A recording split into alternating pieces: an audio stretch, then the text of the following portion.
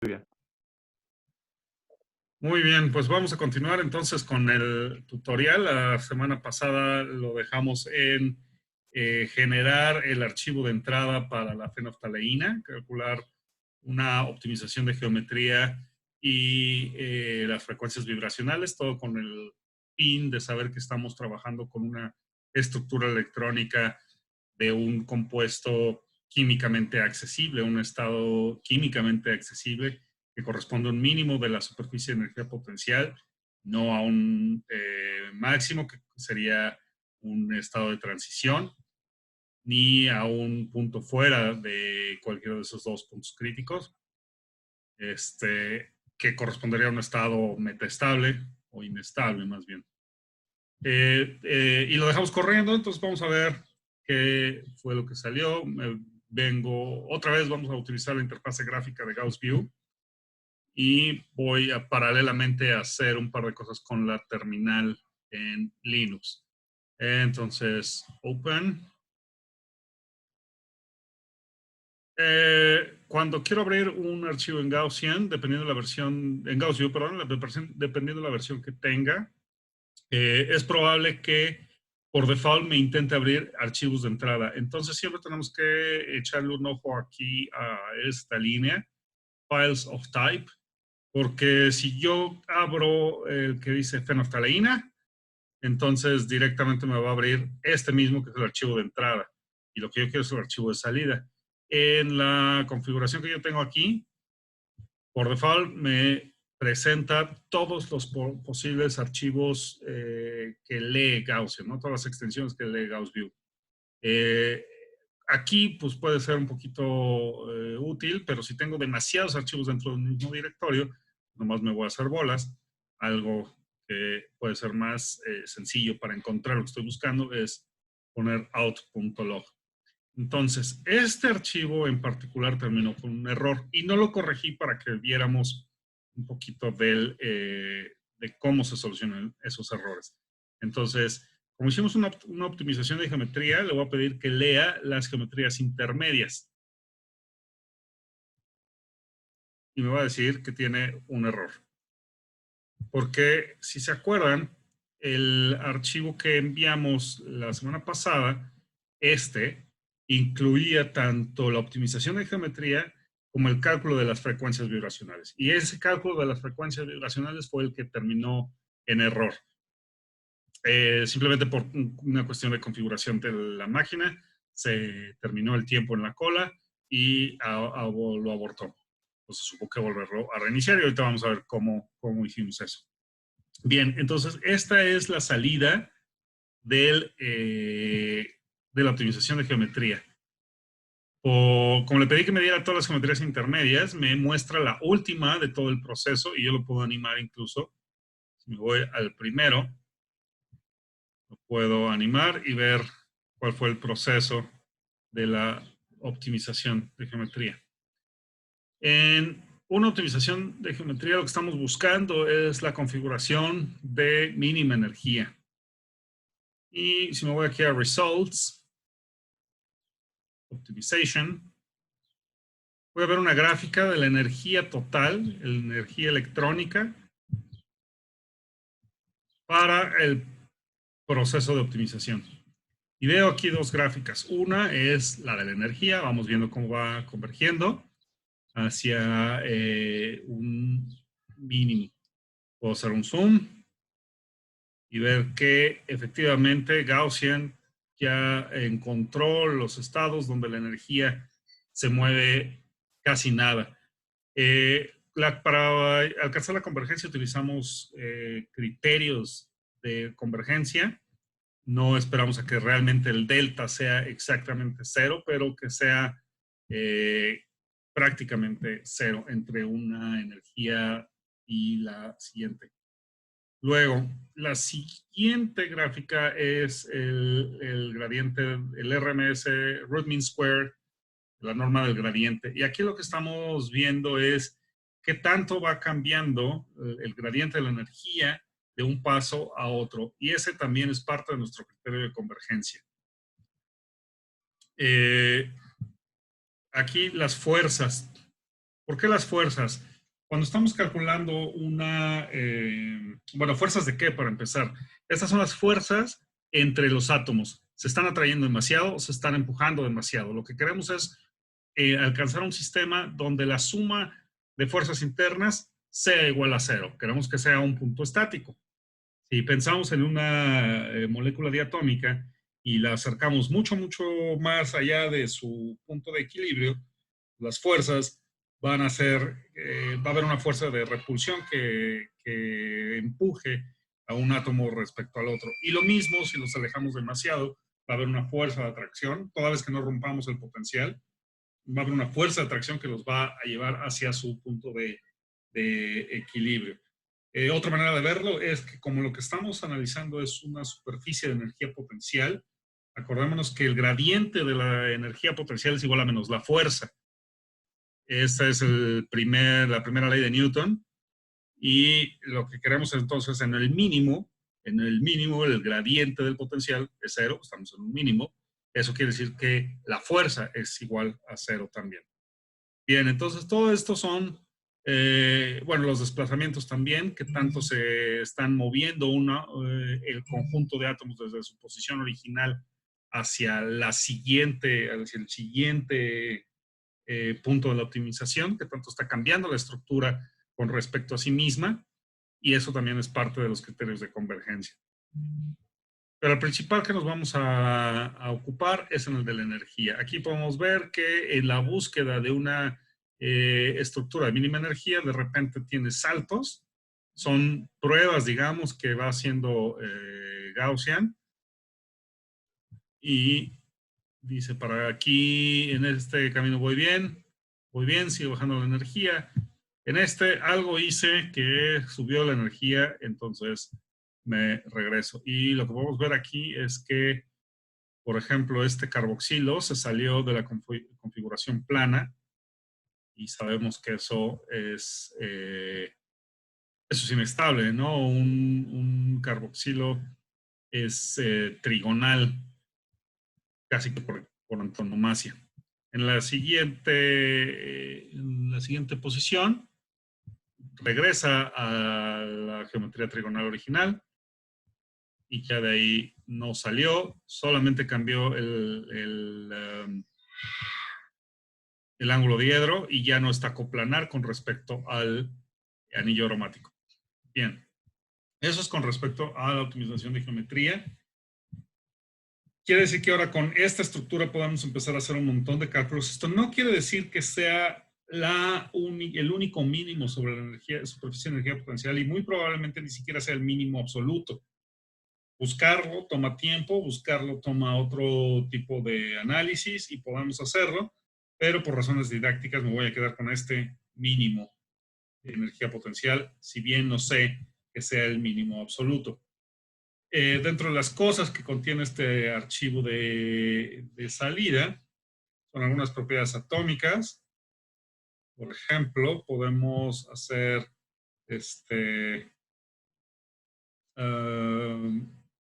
aquí solamente no tengo disponibles más que la masa, pero quería ir las cargas. Las cargas entonces deben estar acá. Sí, pero no están disponibles. Y eso es por el error al que hacía yo alusión. Bien, entonces lo que hice fue modificar el archivo de salida y generar un nuevo archivo de entrada, fenolftaleína.gjf. Ah, no, este no es, perdón. Open. El siguiente archivo de entrada que generé fue el de frecuencias, y lo único que hice aquí fue, ahí no se ven coordenadas porque las estoy llamando.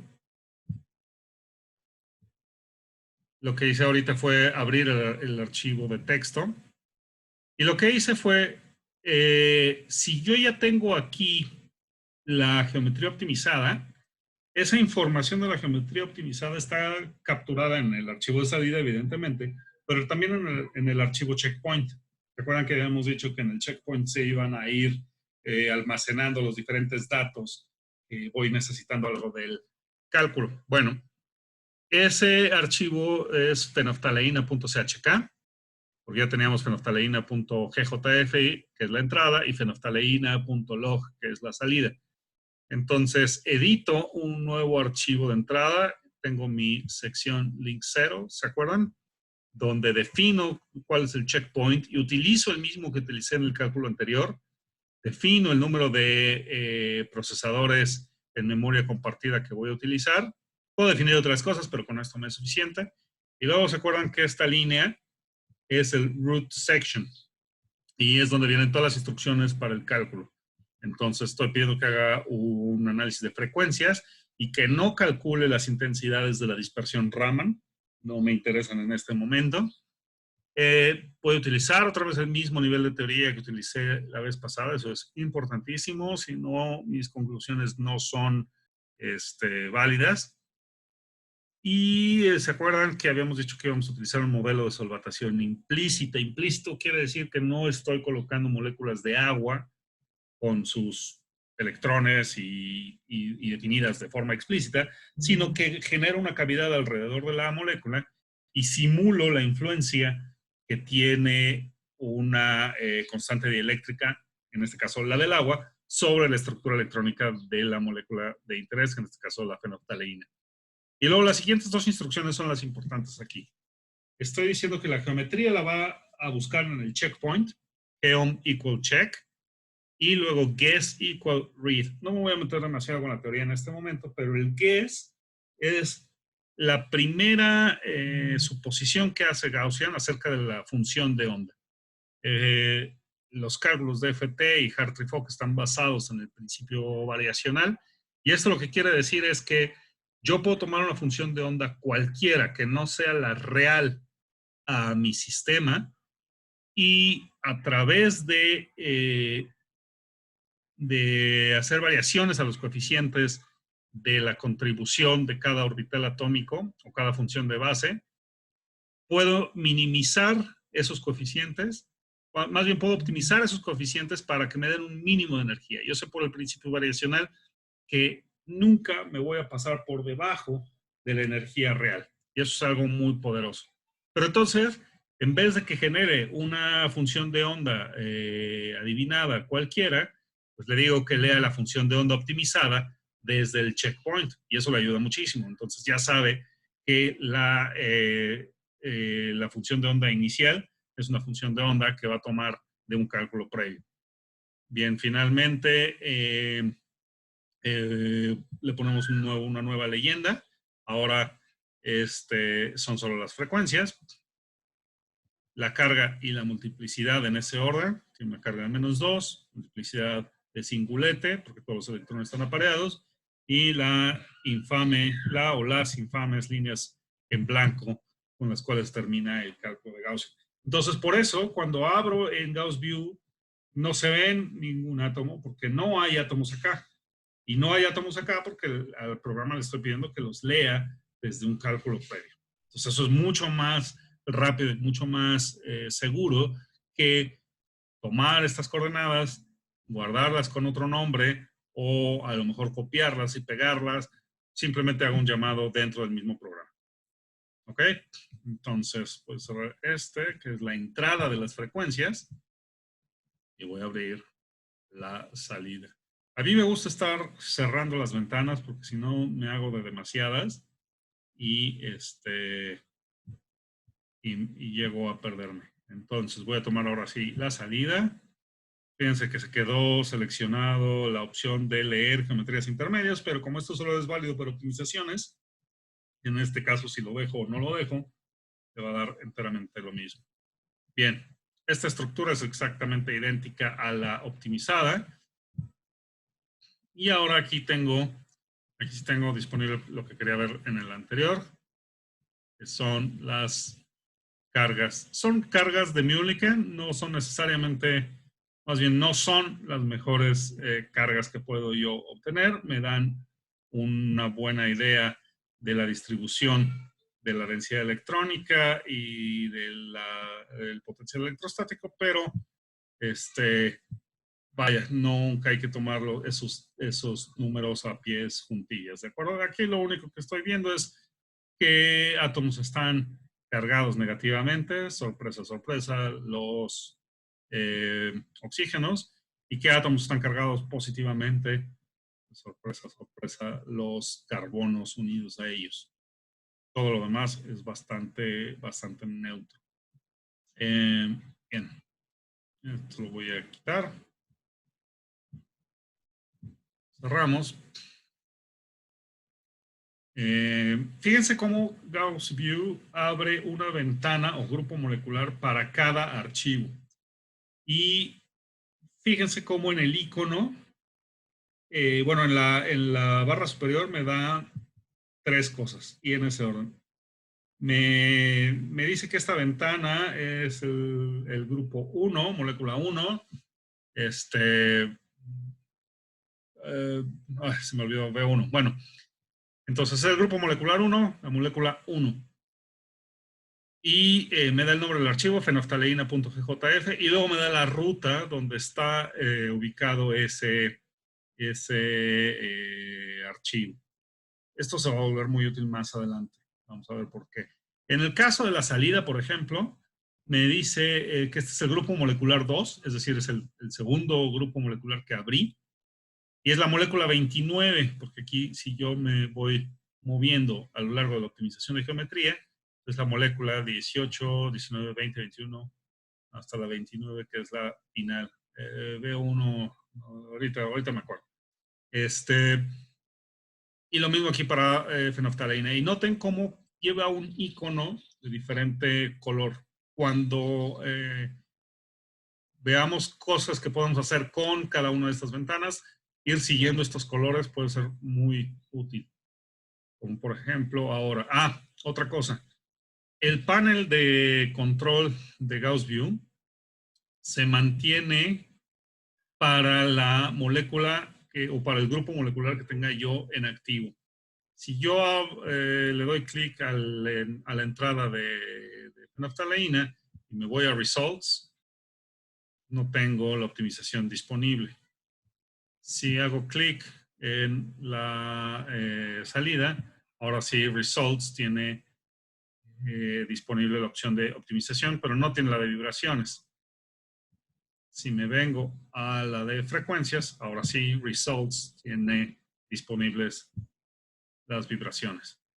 Bien, este es un pequeño resumen de las vibraciones. Y lo primero que quiero ver es que el primer modo de vibración sea positivo y que tenga un valor de frecuencia distinto de 0. En general buscamos que sean pues, están arriba de 50, 100 es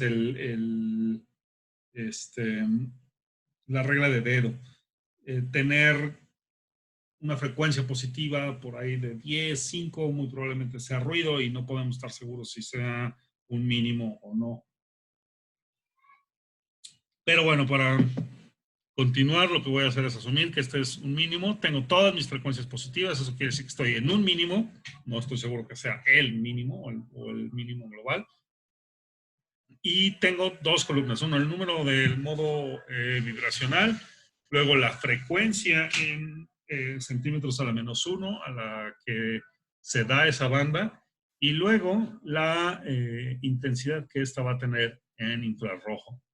Entonces hay algunas vibraciones, algunos modos normales, como este, por ejemplo, que prácticamente no es activo en infrarrojo. Sin embargo, el modo vibracional existe y el hessiano, la matriz hessiana, obtiene ese modo de vibración. Pero lo bonito es la animación. Ese modo de vibración corresponde a esta vibración. Es un modo normal válido, existe, pero no va a ser activo en infrarrojo. Sin embargo, el 24, este sí es activo en infrarrojo. Y si yo le hubiera pedido que calculara también el Raman, aquí tendría yo si son activas o no en Raman.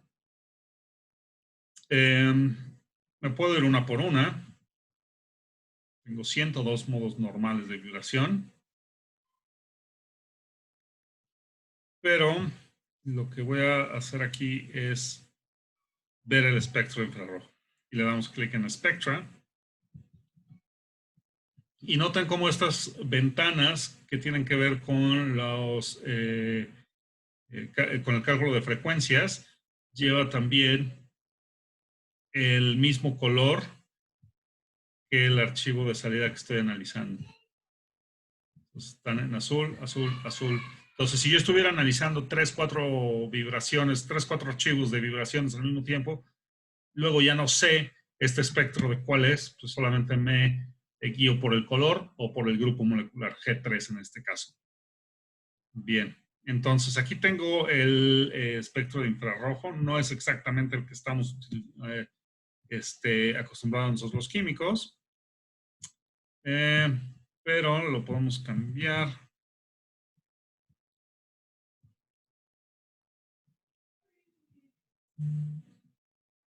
Podemos cambiar las unidades. Podemos invertir el eje y tener un espectro de infrarrojo mucho más común a lo que estamos acostumbrados. Por ejemplo, aquí tenemos esta famosa banda de 1500 y podemos hacer animaciones de cada una de las bandas. Vamos a hacer un acercamiento y poder elucidar cada una de estas bandas. Esto suele ser muy útil para los experimentales cuando están tratando de hacer una asignación del espectro. Estas bandas horribles de los tonos, ¿no? De los anillos aromáticos. En fin,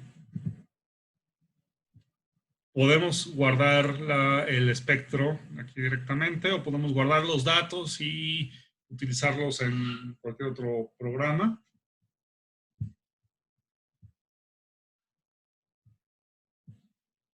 Y podemos ir entonces así analizando nuestro espectro de vibración.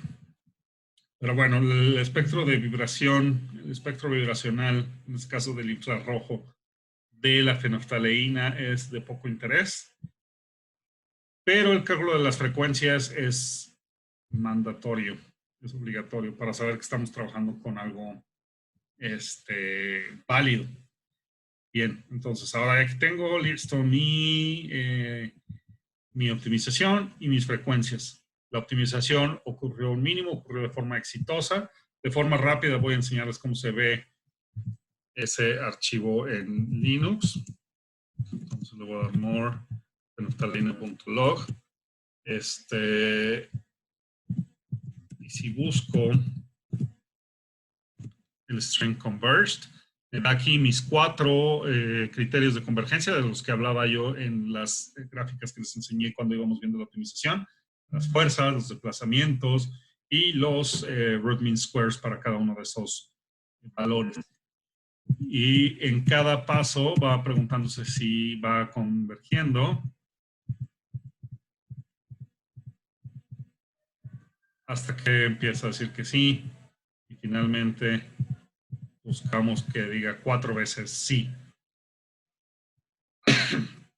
Alternativamente podemos buscar este string y saber si sí pudo optimizar o no pudo optimizar la molécula. En este caso sí lo logró.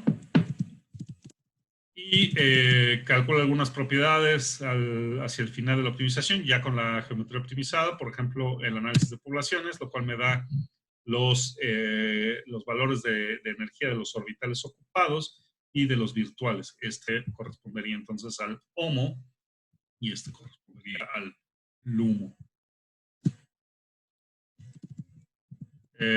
Y finalmente me da un pequeño resumen, un poco críptico, pero que programas de visualización toman correctamente. Este es un resumen de los resultados del programa, por ejemplo, están las cargas. creo. Son las poblaciones. No, son las coordenadas, perdón. Nos da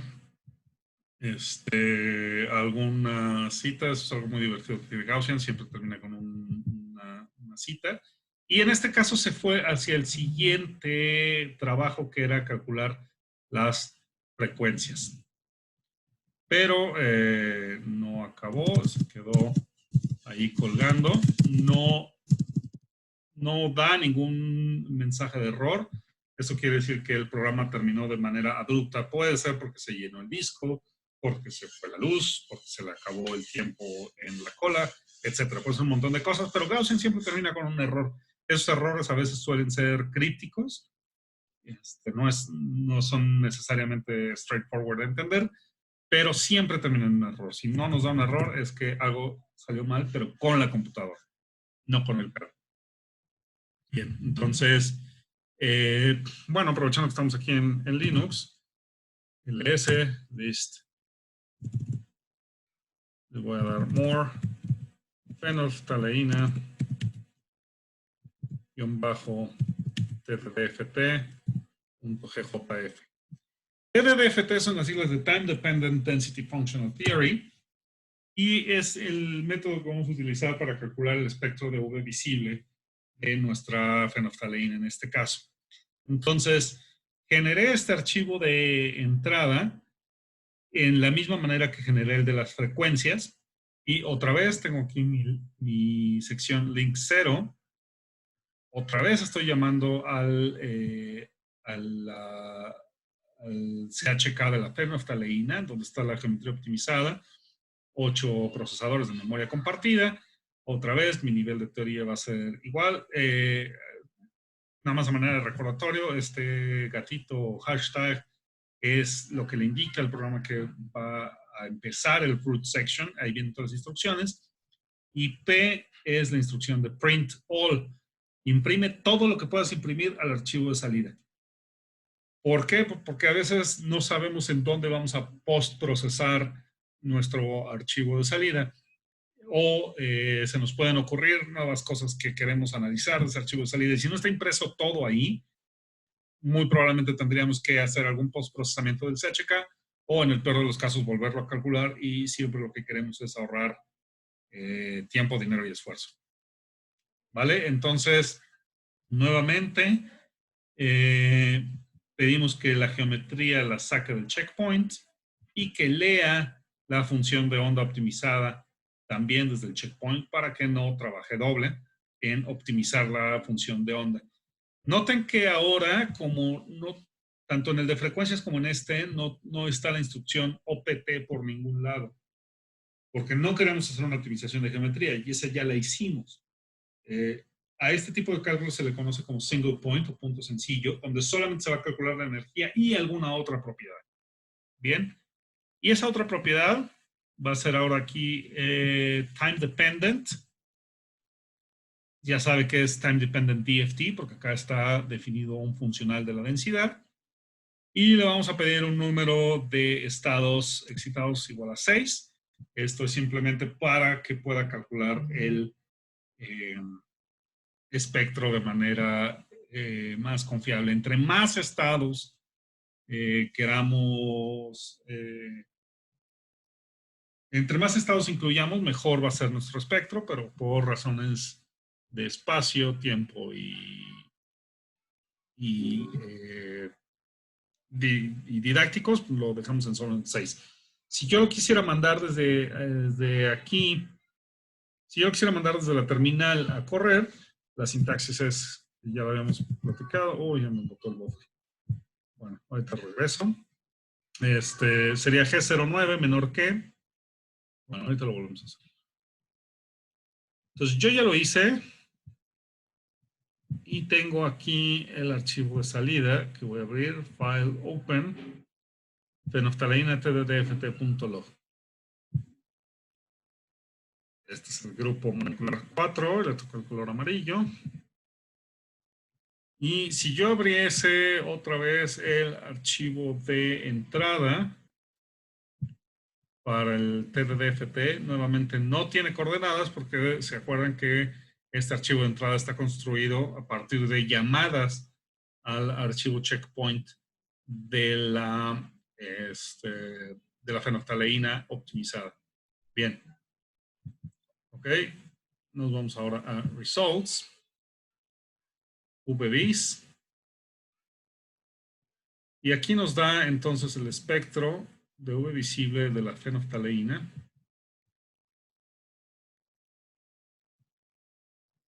Nos da tanto el de dicroísmo circular como el de V visible.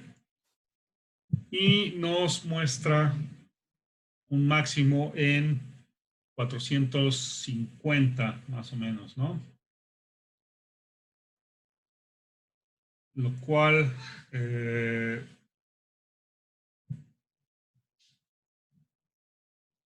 correspondería a qué región del espectro visible.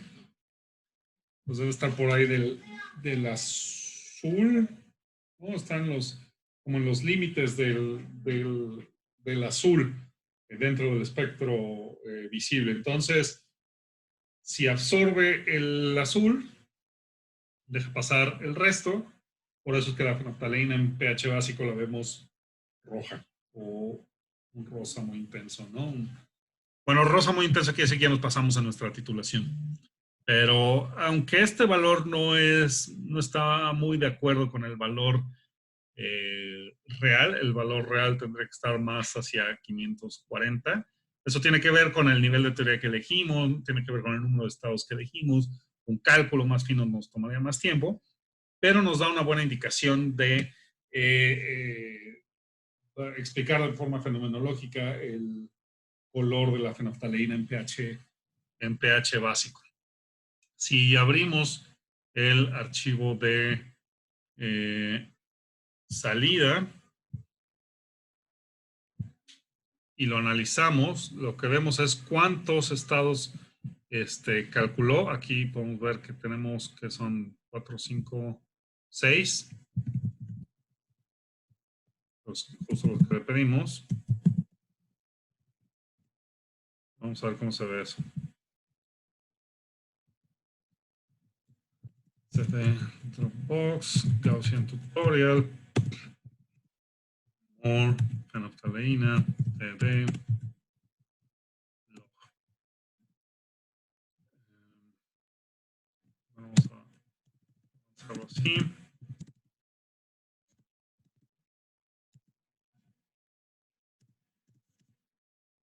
Bien, aquí es donde están los resultados.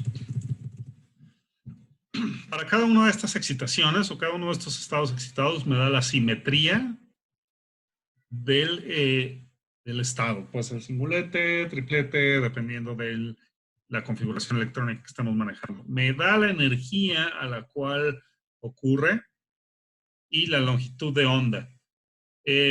Noten que la energía está reportada en electron volts. Hay como dos escuelas de pensamiento. Los físicos prefieren obtener el espectro o hablar de estados excitados en electron volts, mientras que los espectroscopistas lo prefieren en nanómetros. De ninguna manera se expresan estas cosas en kilocalorías por mol. ¿De acuerdo? Y luego viene un número muy importante que es la fuerza del oscilador. Y la fuerza del oscilador es, en términos simples, es un número adimensional que me da cuenta de la probabilidad de que ocurra dicha transición. Desde el estado basal, todo esto es desde el estado basal que calculamos en nuestra optimización de geometría correspondiente a la función de onda de esa geometría, ¿ok? Entonces, típicamente es un número que va de 0 a 1 para procesos monofotónicos monoelectrónicos.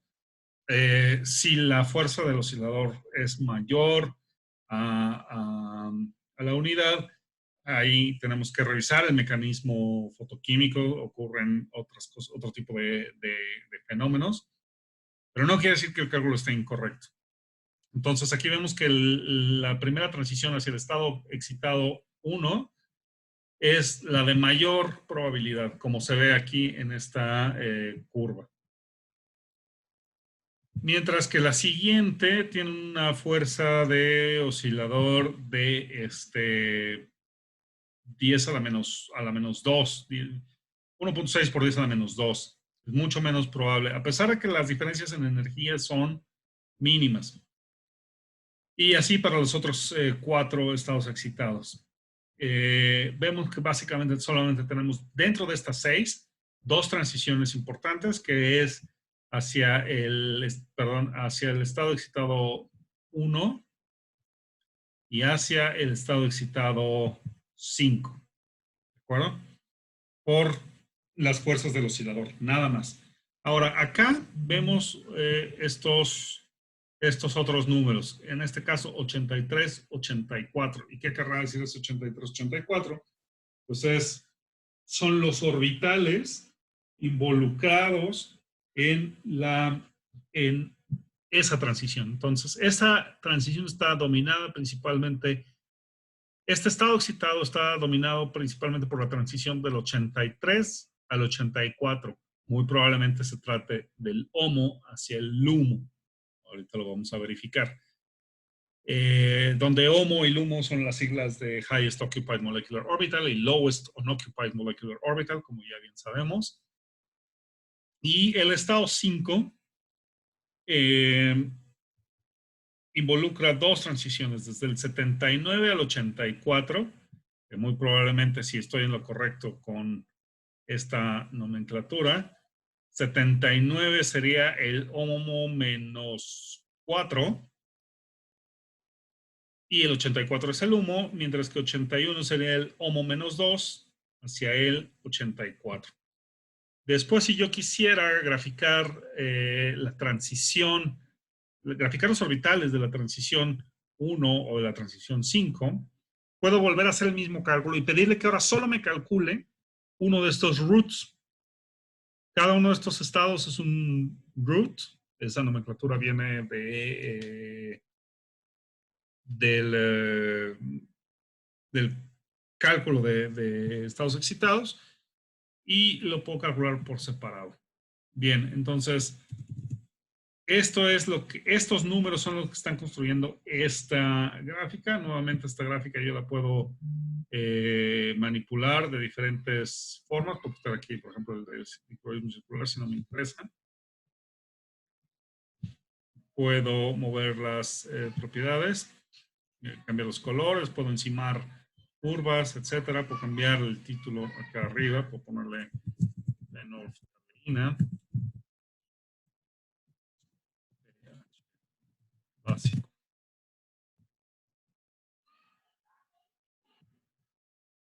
Podemos invertir los ejes.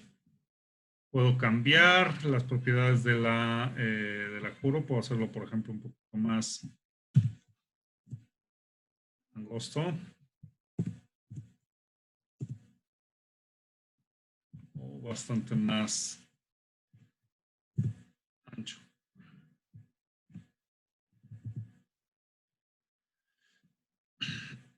Podemos hacer un escalamiento. Los escalamientos van a ser importantes cuando calculemos espectroscopía, porque hay que recorrer las bandas de forma coherente. Bien, entonces puedo hacer un montón de cosas aquí para manipular el espectro. Lo que no puedo es manipular las transiciones, porque entonces ya estoy haciendo trampa. Pero así entonces es como calculamos el espectro de V visible para esta transición. Ahora, y lo que les quería mostrar acá, a ver si lo puedo hacer, es el diagrama de orbitales. Vamos a ver si lo podemos sacar de aquí. ¿Sí? Entonces, justamente como yo les comentaba, 83 era el HOMO, 84 es el LUMO, y podemos ver qué cara tienen esos HOMOs y LUMOs. Estos orbitales yo los puedo calcular directamente desde la línea de comando utilizando una de las utilities que trae Gaussian, que es la utility CubeGen, y ahorita lo vamos a hacer aquí, si es que no me ha botado el buffer, ¿no? Entonces voy a aprovechar para hacerlo primero en Linux y después en Windows. Entonces le doy primero lo que tengo que hacer es mapear el archivo CHK y le doy form CHK -3, es simplemente una opción. phenolphthaleina.chk, phenolphthaleina.fchk. Al formatear de CHK al FCHK lo hago un archivo legible y ahora sí yo podría abrir, si yo trato de abrir phenolphthaleina.chk, esto es un binario, no tiene nada, pero sí puedo abrir el FCHK. Aquí está incluida en forma legible el archivo CHK, muchísimos números, no me sirve de nada irlos viendo. Pero ahora con ese CHK formateado, puedo lotear los orbitales. Entonces le voy a poder dar CubeGen, 80 es el número de puntos, molecular orbital igual HOMO, que lo saque de phenolphthaleina.fchk y lo mande a phenolphthaleina homo.cube. Y simplemente voy a teclear un par más de opciones, 0H. Listo. Ya debe estar ahí mi punto cube. Ya está aquí disponible. Y voy a hacer lo mismo, pero ahora con el LUMO.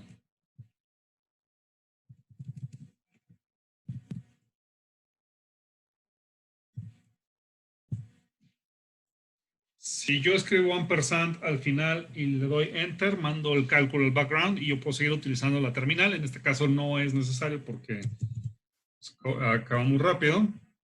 Y si vuelvo a enlistar los archivos con terminación Q, ya tengo el HOMO y el humo. Bien, ahorita los voy a regresar a ellos. Los voy a dejar mientras ahí. Con Gauss View es un poquito más latoso porque necesito tener por fuerza bien acoplado, bien instalado el Gauss View con respecto al Gaussian. Y si no tengo instaladas las utilidades, los utilities del Gaussian, de nada me va a servir hacerlo. Más bien no voy a poder hacerlo con el Gauss View.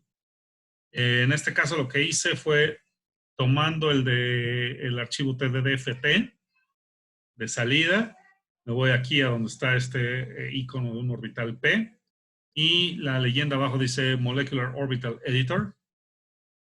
Abro y extrae los orbitales moleculares, pero no me deja visualizarlos. Ah, justo eso era.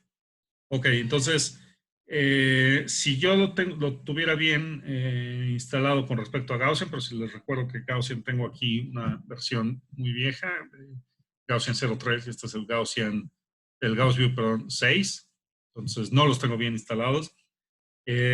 Aquí en Visualize solamente le damos Update, OK, y podríamos ver los orbitales moleculares. Pero como no lo tengo bien instalado, eso no me impide hacer lo que hice hace rato con la terminal. Y voy a abrir el archivo form.chk. Gaussian Formatted Checkpoint Files, *.fch o fchk. En este caso tengo el fchk. Bien, me abre un nuevo grupo molecular, el G5. Y me voy aquí a Results, Surfaces o Contours, superficies o contornos. Cubes Available, no tiene ninguno porque no he hecho nada todavía. Y me dice Cube Actions. Quiero generar un nuevo cube. No puedo hacerlo porque no tengo instaladas en esta máquina las utilities. Acuérdense que esta ventana de Linux que estoy viendo acá está en mi computadora, en mi oficina. No es esta donde estamos haciendo la presentación. Entonces ya los calculé y les voy a decir que los cargue. No es la misma máquina, pero están sincronizadas vía Dropbox. Entonces, lo que se está calculando allá lo estoy viendo acá también. Y voy a cargar los dos de una vez, el HOMO y el humo, que son el 83 y el 84. Aquí viene justamente el número. Y le voy a dar ahora, ya tengo estos dos cubes available. Ahora, ¿qué superficies están disponibles? Ninguna, porque no he hecho nada. Entonces les voy a generar una nueva superficie. Entonces, habiendo seleccionado el 83, le voy a dar New Surface. Este es el lomo.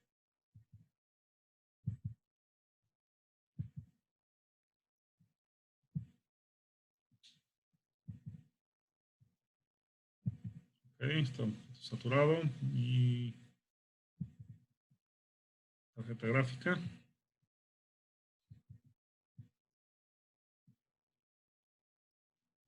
Bueno, ahí lo voy a dejar en paz. Y ahora voy a pedirle el lumo. Voy a esconder brevemente. Voy a poner esta orientación que lo puedo hacer un poquito más informativa. Y ya no lo voy a mover. Si le digo Show Surface, otra vez lo vuelvo a poner. Hide Surface. Y ahora, habiendo seleccionado el 84, le voy a decir New Surface. Entonces, el humo se encuentra mucho más distribuido, mucho más deslocalizado alrededor de toda la molécula que el HOMO. Voy a guardarlo y mostrar el HOMO.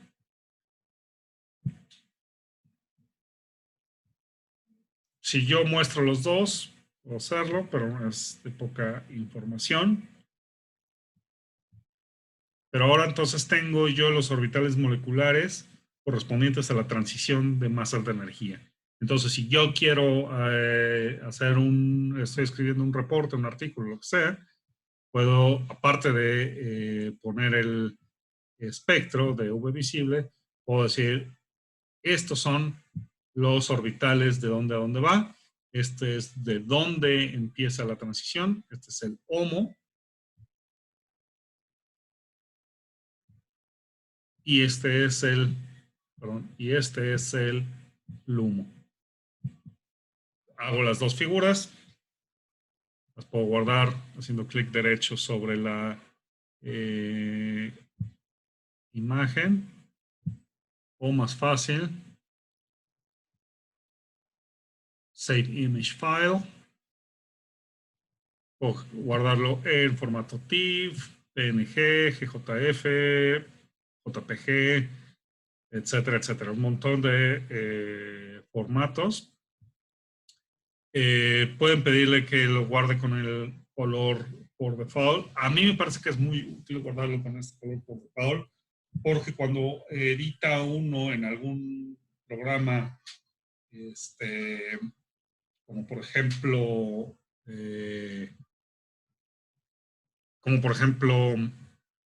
incluso PowerPoint, este color es único, entonces yo lo puedo definir como transparente y entonces poner la imagen como a mí se me dé la gana sin que se traslapen los fondos. Me da mucho más utilidad para editarla. Si yo le pusiera el fondo blanco y después quiero hacer el fondo transparente, todo lo que sea blanco, por ejemplo, los reflejos sobre las superficies o algunas partes de los átomos de hidrógeno, también me las va a hacer transparentes. Y entonces va a ver el fondo, texto, lo que sea. Entonces, para hacer presentaciones, a mí me parece que es muy útil guardarlo con el background por default y luego hacerlo transparente. Como repito, es un color único que no se utiliza en ningún átomo, en ninguna superficie. Entonces, al hacerlo transparente, respeta todo el resto de la molécula. Bien. Pues entonces ya con eso terminamos por hoy. Ya vimos cómo hacer un espectro de infrarrojo, cómo hacer un espectro de UV visible, cómo analizar los orbitales involucrados en esas transiciones, cómo analizar los modos normales de vibración dentro del espectro. Y ya vimos también cómo plotear los orbitales moleculares a placer en cualquier para obtener la descripción de las transiciones electrónicas. Noten que aquí yo en Linux le pedí que calculara el orbital molecular HOMO y el LUMO. Y Gaussian encuentra cuáles son esos HOMO y LUMO, pero yo le podría dar que me calculara cualquiera. Y podría haberle dado que me calcule el 79, era otro, ¿no? Solo le voy a pedir que lo mande a otro archivo, el 79.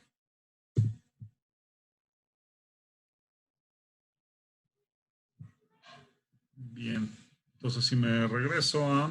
¿Ven? Yo tengo demasiados.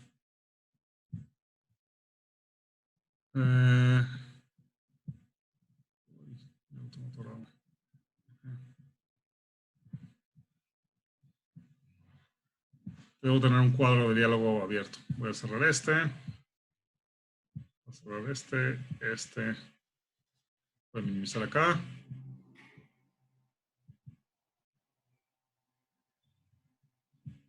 No encuentro ningún diálogo abierto. Bueno, lo voy a cerrar y voy a empezar otra vez. Ah, aquí está. Surfaces, Cube Action, Load Cube. Abrir. Voy a cerrar este para que no se sature el buffer. Y ahora sí, el orbital molecular número 79. Le voy a pedir que lo genere. New Surface. Entonces, había otra transición, ¿se acuerdan? Desde el 79 hasta el LUMO. Y ese orbital 79 está localizado básicamente como orbitales pi de antienlace para los carbonilos de la fenolftaleína en estas posiciones y los pares libres de los átomos de oxígeno, el carboxilo libre. ¿Ok? Bien, entonces con eso terminamos. Si alguien tiene alguna pregunta, hablen ahora.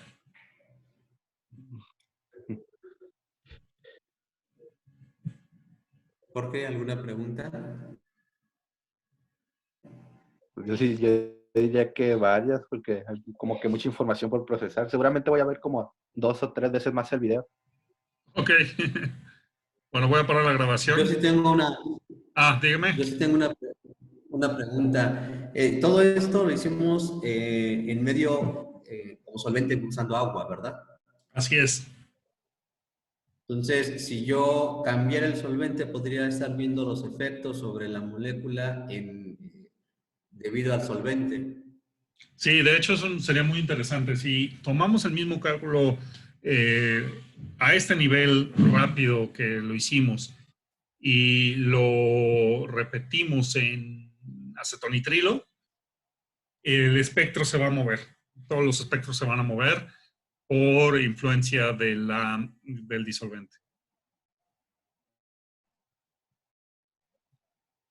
Ok, entonces podría ver el efecto de, aunque los resultados por el nivel de teórico que se usó no son los más,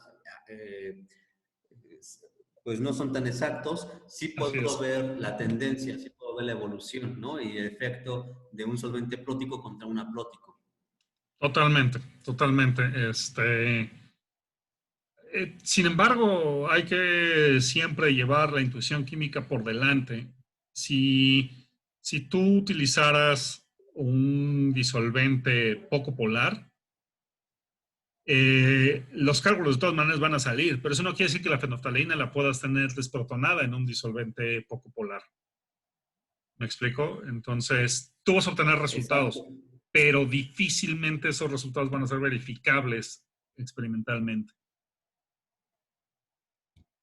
Lo que yo esperaría es ver pues, los valores que me indican qué tan probables son que se den esas transiciones, verlos muy, muy bajos, ¿no? O sea, que me los marque con una probabilidad baja. Sí, de hecho, ¿qué tal que lo hacemos y lo mostramos la siguiente sesión? Sí, listo. Ok, perfecto. Pues muy interesante, Joaquín. Muchas gracias. No sé si alguien más tenga alguna otra duda. Respecto Ricardo. al tiempo de cálculo, en Gaussian, si quiere arrojar o quiere pedir todas los trabajos que solicitó, que era el infrarrojo, lo de las vibraciones, el espectro visible, y se eleva mucho. Es que me gustaría intentarlo, pero como todavía no tengo, no me puedo conectar al AVIS, quisiera, ¿cómo se llama? Tratar de hacer todo lo que ha hecho para poder familiarizarme, y así seguramente van a salir más dudas. O sea, Gaussian lo puede hacer. La pregunta es si tienes una computadora que lo pueda hacer. Este, en, pues no lo sé. Es cosa de que lo intentes. Muy probablemente una laptop convencional no nos dé para sacar sobre todo los espectros. Posiblemente sí las optimizaciones de geometría.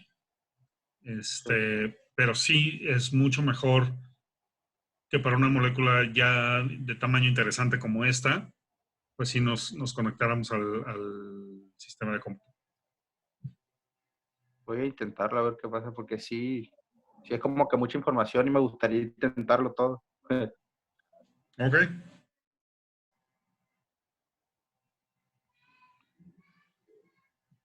Muy bien. Bueno, ¿No para hay quien más nos esté preguntas? viendo en YouTube, like and subscribe, como dicen los youtubers. Voy a tener la grabación ya.